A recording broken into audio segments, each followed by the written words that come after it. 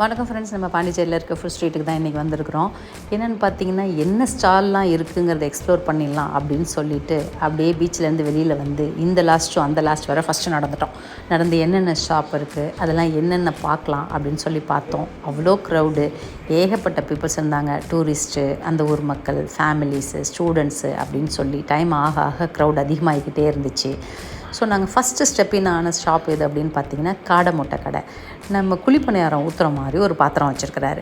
அதுக்குள்ளார அதை உடைக்கிறதுக்காகவே அழகாக ஒரு சிசர் வச்சுருக்கிறாரு, அந்த ஓடு உள்ளே போகாமல் இருக்கிறதுக்கு. 5 முட்டை 50 ரூபா. அதை ஒரு ஸ்டிக்கில் நம்ம இந்த உருளைக்கிழங்கெல்லாம் நம்ம பொரிச்சு தருவாங்க இல்லையா பீச்சுக்கிட்ட, அது மாதிரியான ஒரு ஷாப்பு.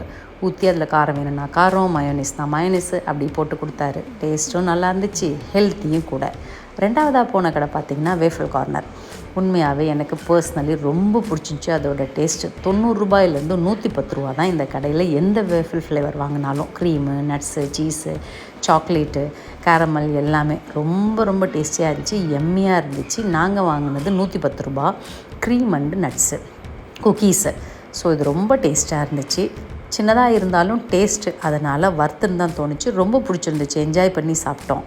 அடுத்து போனது நிறைய இன்ஃப்ளூயன்ஸை போட்டிருந்ததை பார்த்து அடுத்து நாங்கள் ட்ரை பண்ணது தான் இந்த சிப்ஸ் பாக்கெட்டுக்குள்ளார சிக்கன் நக்கட்ஸு, சீஸு, மயோனிஸ் எல்லாம் போட்டு ஒரு கலவையாக கொடுக்கறது. எப்படி தான் இருக்குதுன்னு ட்ரை பண்ணி பார்க்கலாமேன்னு பிரிஸ்டோ டி பேங்கிற ஒரு அவுட்லெட்டுக்கு போயிருந்தோம்.